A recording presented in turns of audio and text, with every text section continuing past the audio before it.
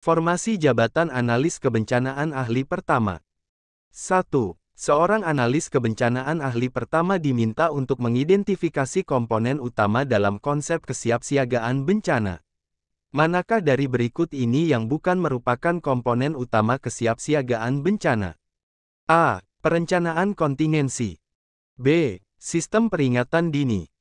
C. Pemetaan risiko bencana. D. Pengerahan tim SAR. E. Pelatihan dan simulasi. Kunci jawaban yang paling tepat dari soal di atas adalah D. Pembahasan dari soal di atas, yaitu bahwa komponen utama kesiapsiagaan bencana meliputi perencanaan kontingensi, sistem peringatan dini, pemetaan risiko, serta pelatihan dan simulasi. Pengerahan tim SAR termasuk dalam fase tanggap darurat, bukan kesiapsiagaan. 2. Dalam menyusun bahan NSPK mitigasi bencana, seorang analis kebencanaan ahli pertama harus memahami perbedaan antara mitigasi struktural dan non-struktural. Manakah dari berikut ini yang merupakan contoh mitigasi non-struktural? A. Pembangunan tanggul pantai. B. Penguatan struktur bangunan. C. Pembuatan dam pengendali banjir. D. Penyusunan peta risiko bencana. E. Pemasangan seismograf. Kunci jawaban yang paling tepat dari soal di atas adalah D. Pembahasan dari soal di atas, yaitu bahwa mitigasi non-struktural meliputi tindakan yang tidak melibatkan konstruksi fisik, seperti penyusunan peta risiko bencana, regulasi, dan edukasi masyarakat. Opsi A, B, C, dan E merupakan contoh mitigasi struktural. 3. Analis kebencanaan ahli pertama sedang mengkaji tingkat peringatan dini bencana tsunami. Berdasarkan standar yang berlaku di Indonesia, berapa level peringatan dini tsunami yang digunakan? A. 2 level. B. 3 level. C. 4 level. D. 5 level. E. 6 level. Kunci jawaban yang paling tepat dari soal di atas adalah B. Pembahasan dari soal di atas, yaitu bahwa di Indonesia, sistem peringatan dini tsunami menggunakan 3 level peringatan, siaga, warna kuning, awas warna oranye, dan bahaya, warna merah. Masing-masing level memiliki kriteria dan tindakan yang berbeda. 4. Dalam mengembangkan konsep peringatan dini bencana berbasis masyarakat, analis kebencanaan ahli pertama harus memahami prinsip-prinsip utamanya. Manakah dari berikut ini yang bukan prinsip utama sistem peringatan dini berbasis masyarakat? A. Partisipasi aktif masyarakat. B. Penggunaan pengetahuan lokal. C. Integrasi dengan sistem formal. D. Keberlanjutan dan kemandirian. E. Ketergantungan pada teknologi canggih. Kunci jawaban yang paling tepat dari soal di atas adalah E. Pembahasan dari soal di atas, yaitu bahwa sistem peringatan dini berbasis masyarakat menekankan pada partisipasi aktif, pengetahuan lokal, integrasi dengan sistem formal, dan keberlanjutan. Ketergantungan pada teknologi canggih justru bukan prinsip utama, karena sistem ini harus dapat berfungsi dengan sumber daya yang tersedia di masyarakat. 5. Seorang analis kebencanaan ahli pertama sedang melakukan pengkajian cepat pasca bencana gempa bumi. Dalam tahap pengkajian informasi awal, data manakah yang paling kritis untuk segera dikumpulkan? A. Jumlah korban dan pengungsi. B. Nilai kerugian ekonomi. C. Penyebab tektonik gempa. D. Prediksi cuaca seminggu ke depan. E. Sejarah gempa di wilayah tersebut. Kunci jawaban yang paling tepat dari soal di atas adalah A.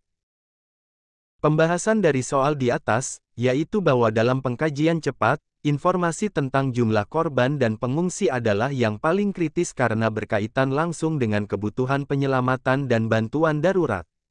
Data lainnya penting, namun tidak sepenting informasi korban dan pengungsi dalam tahap awal.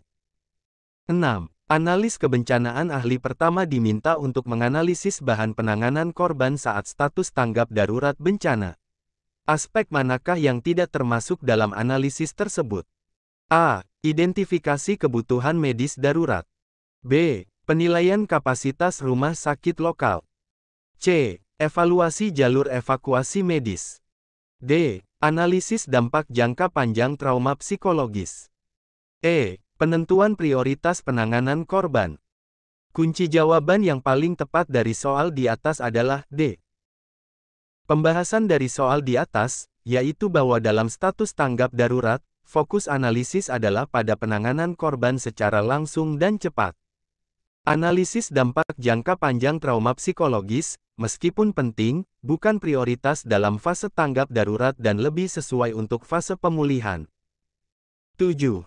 Dalam menyusun bahan untuk rencana operasi penanganan darurat, seorang analis kebencanaan ahli pertama harus memahami struktur Komando Penanganan Darurat Bencana. Siapakah yang memimpin pos Komando Penanganan Darurat Bencana tingkat nasional? A. Menteri Koordinator Bidang Politik, Hukum, dan Keamanan. B. Kepala Badan Nasional Penanggulangan Bencana. C. Panglima TNI. D. Kepala Kepolisian Republik Indonesia. E. Menteri Dalam Negeri. Kunci jawaban yang paling tepat dari soal di atas adalah B. Pembahasan dari soal di atas, yaitu bahwa berdasarkan regulasi yang berlaku, Pos Komando Penanganan Darurat Bencana tingkat nasional dipimpin oleh Kepala Badan Nasional Penanggulangan Bencana (BNPB). 8. Analis kebencanaan ahli pertama sedang menganalisis potensi kebencanaan di suatu wilayah. Manakah dari berikut ini yang bukan merupakan komponen dalam analisis risiko bencana? A. Bahaya, hazard. B. Kerentanan, vulnerability. C. Kapasitas, capacity. D. Exposure, exposure.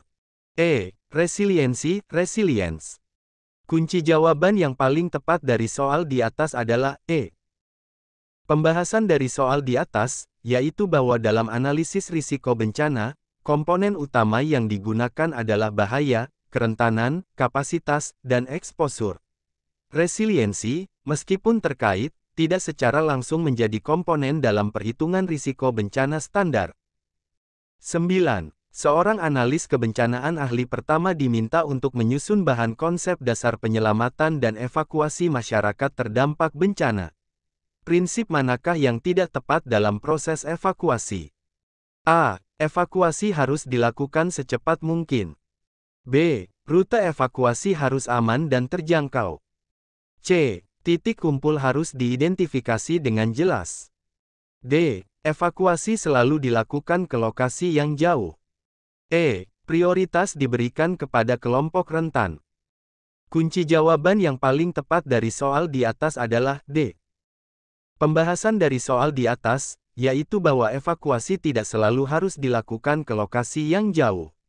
Prinsip utamanya adalah memindahkan masyarakat ke lokasi yang aman dari ancaman bencana, yang bisa saja dekat dengan lokasi asal jika memenuhi syarat keamanan.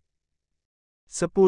Dalam menganalisis bahan kebutuhan dasar penanganan korban dan pengungsi, analis kebencanaan ahli pertama harus memahami standar minimum SPERE. Berapa liter air minimum per orang per hari yang harus disediakan menurut standar SPERE? A. 5 liter. B. 10 liter. C. 15 liter. D. 20 liter. E. 25 liter. Kunci jawaban yang paling tepat dari soal di atas adalah C. Pembahasan dari soal di atas, yaitu bahwa menurut standar SPERE, kebutuhan air minimum per orang per hari adalah 15 liter untuk minum, memasak, dan kebersihan personal. 11. Analis kebencanaan ahli pertama sedang menyusun bahan NSPK terkait perlindungan kelompok rentan dalam situasi bencana. Kelompok manakah yang tidak termasuk dalam kategori kelompok rentan? A. Anak-anak. B. Lansia. C. Penyandang disabilitas.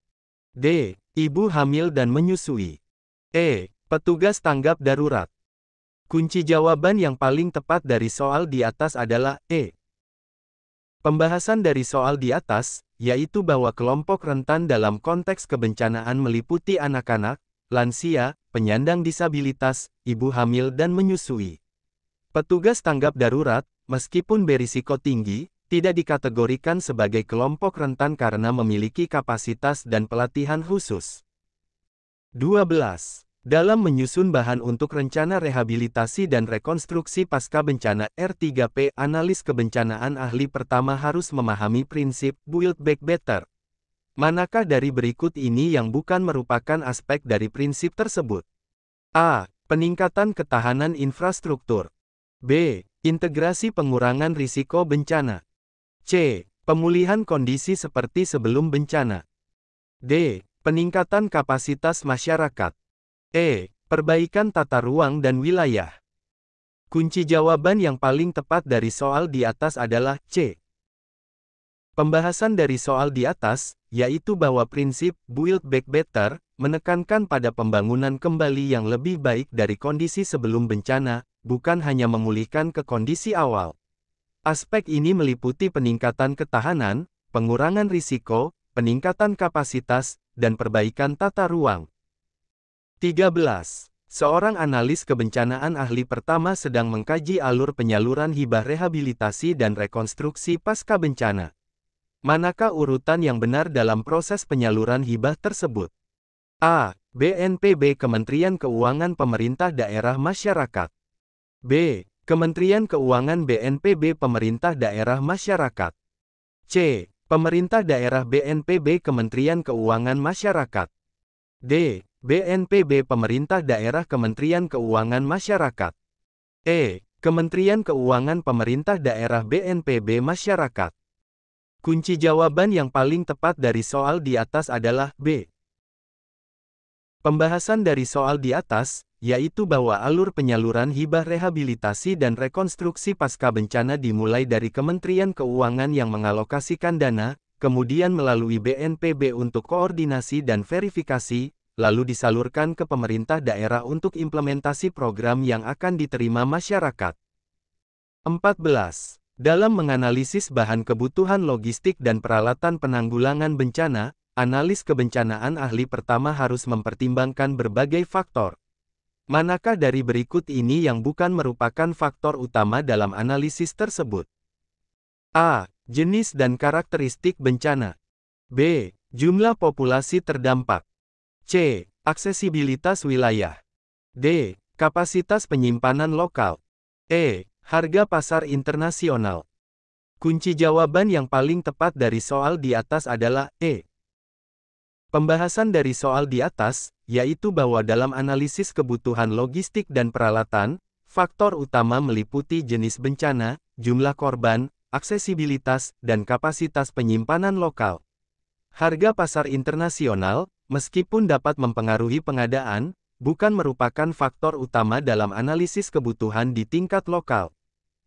15. Analis kebencanaan ahli pertama diminta untuk menyusun bahan dasar penghitungan indeks risiko bencana. Dalam konteks ini, apakah yang dimaksud dengan bahaya, hazard? A. Potensi kerugian yang ditimbulkan bencana. B. Kondisi yang meningkatkan dampak bencana. C. Kemampuan untuk menghadapi bencana. D. Fenomena yang dapat menyebabkan bencana. E. Jumlah penduduk yang terpapar bencana. Kunci jawaban yang paling tepat dari soal di atas adalah D. Pembahasan dari soal di atas, yaitu bahwa dalam penghitungan indeks risiko bencana, bahaya, hazard didefinisikan sebagai fenomena, substansi, aktivitas manusia atau kondisi berbahaya yang dapat menyebabkan hilangnya nyawa, cedera, atau dampak kesehatan lain, kerusakan properti, hilangnya mata pencaharian dan layanan, gangguan sosial dan ekonomi, atau kerusakan lingkungan.